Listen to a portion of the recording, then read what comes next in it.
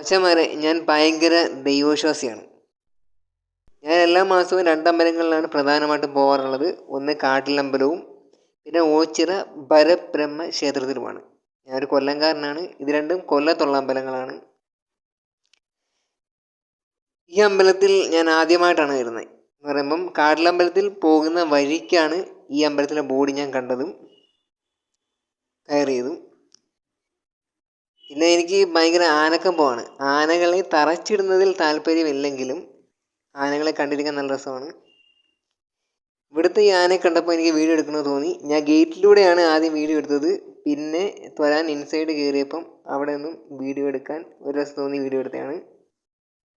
അമ്പലത്തിൽ inside video എടുത്തുകൂടെന്നൊക്കെയാണ്, എന്നും ആരും ഒന്നും പറഞ്ഞില്ല. അവസാനം യവനൊരു വികൃതി കാണിക്കുന്നുണ്ട്. തുമ്പിക്കൈ പൊക്കിയിട്ട് എടുത്തുകൊണ്ട് പോടാ നിൻ്റെ ക്യാമറയെന്ന് പറഞ്ഞുകൊണ്ട്. എന്നിട്ട് പുള്ളിക്കാരൻ തിരിഞ്ഞ് നിന്നതാ. പിന്നെ ഞാൻ നേരെ കാട്ടിലമ്പലത്തിലായിട്ട് പോയി.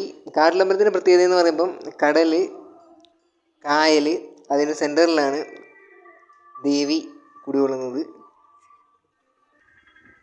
പിന്നെന്ന് വെച്ചാൽ കാട്ടിലമ്പലത്തിൽ തോണി വഴിയും പോകാൻ നമുക്ക്. അവിടുത്തെ സ്വന്തം ബോട്ടും ഉണ്ട്. ഞാൻ എന്താ ആ ബോട്ട് വരുന്നുണ്ടോ, ആ ബോട്ടിലാണ് ഞാൻ പോകാൻ പോകുന്നത്. ബോട്ടിൻ്റെ ഉള്ളിൽ കയറിയിട്ടും അവിടുത്തെ ആ പ്രകൃതി സൗന്ദര്യം അത് ഞാൻ ആസ്വദിച്ച് ഒന്നും കൂടെ അങ്ങ് വീഡിയോയിൽ പകർത്തിയതാണ്.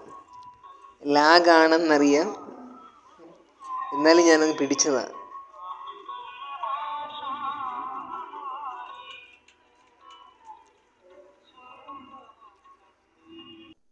പിന്നെ നേരെ അങ്ങ് അമ്പലത്തിൽ ചെന്നു, തൊഴുതു. ഈ അമ്പലത്തിൻ്റെ മറുഭാഗത്ത് കടലാണ്.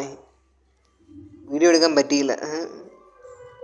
നമ്മൾ നേരെ കയറി ചെല്ലുന്നു. അമ്പലത്തിൻ്റെ പുറകു ഭാഗത്ത് കടലാണ്. ഇവിടെ മണി കെട്ടുന്നൊരു ആചാരമുണ്ട്. അതാണ് ഇവിടുത്തെ മെയിൻ ആചാരം, മണി കെട്ടുക.